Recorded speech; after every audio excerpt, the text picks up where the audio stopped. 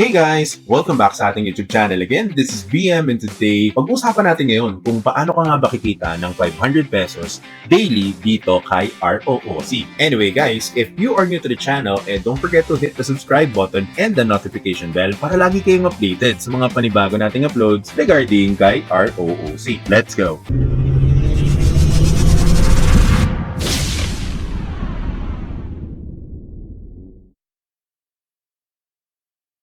So, kung naghahanap kayo ng way para makapag-AFK grind 24/7 without even worrying about your electricity cost, ito yung solusyon na may po-provide ko sa inyo. Introducing LD Cloud.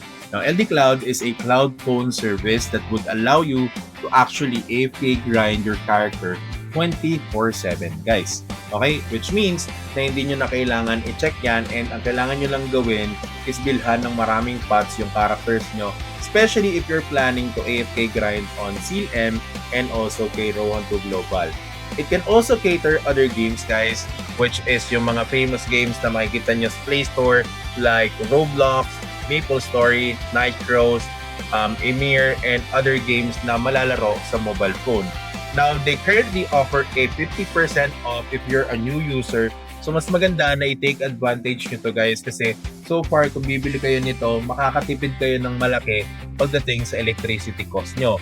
Now, if you're planning to play on multiple devices, you can always add a device here.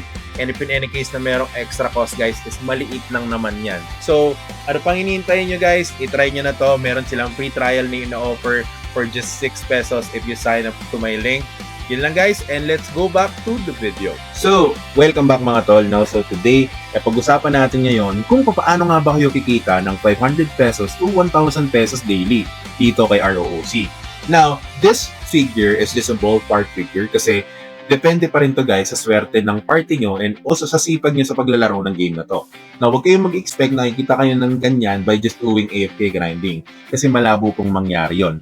Uunahan ko na kayo guys na unang-una sa lahat, kailangan nyo na merong fixed party dito for MVP hunting kasi MVP hunting will drop giftable items that can be traded to other players, okay? Which means na pwede nyo i-give yun sa other players and technically babayaran kayo in cash. So parang ganun siya nag-work. So, wala kasi ditong one-on-one trade or wala ditong ghost trading. So, technically, ang way to do RMP here is by selling items or either selling cards. Okay? One of which is gonna be the accessories. Now, pag-usapan natin yung iba't ibang ways on how you can actually make money in this game. So, tara, simulan na natin to guys. So, una is by selling accessories. Now, by selling accessories, you can actually average at least around 500 pesos per accessory.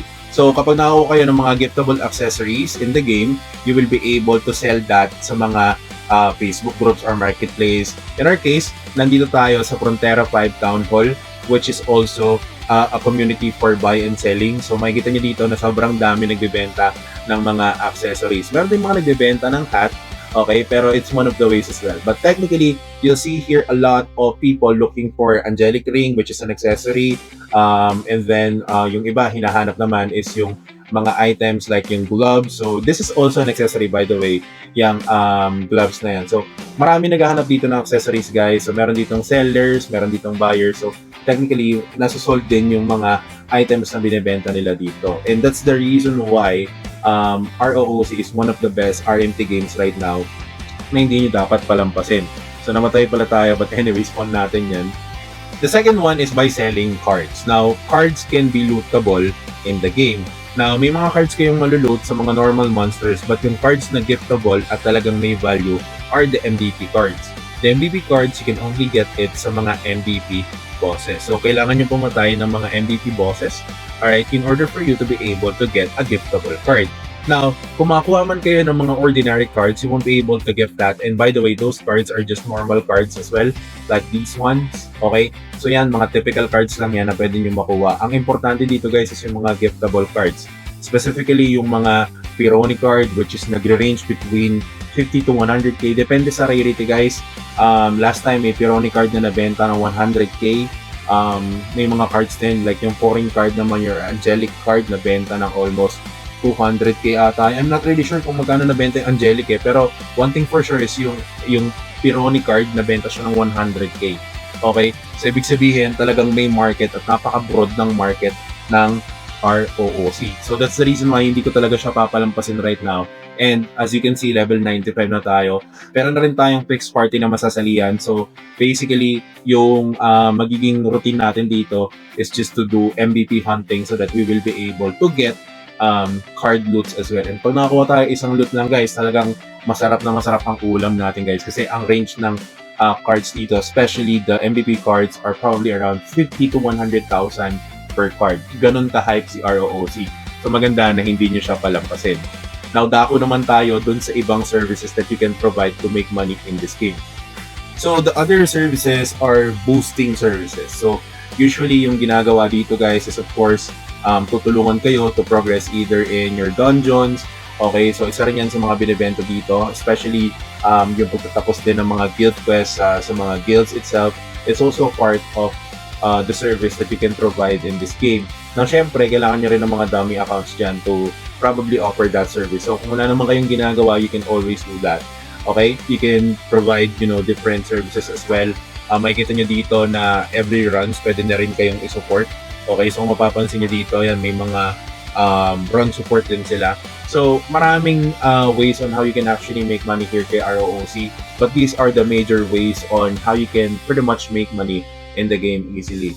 Now, again, walang definite na amount in terms of like how much will you be making in this game. Okay? Depende pa rin yan guys sa sipag and also sa swerte ng party nyo. So, if it happens na kumita kayo ng sobrang malaki dito sa game na to, mas maganda yan guys kasi kahit pa paano, you will be able to make a living playing the game that you would like to play. So, huwag pa rin kayo magkikwit sa mga trabaho nyo guys and always be active pagdating sa paglalaro if in any case man, or if this is your pastime, then you can always be active as well. But kung sa tingin nyo this is just a hobby that hindi nyo naman habol yung income, enjoy nyo yung game, and yun na naman, wala naman tayong ibang playing for other people but to make money as well, just like what we do. So yun lang guys, maraming salamat ulit sa panonood. This is BM again, and alam nyo na, peace out.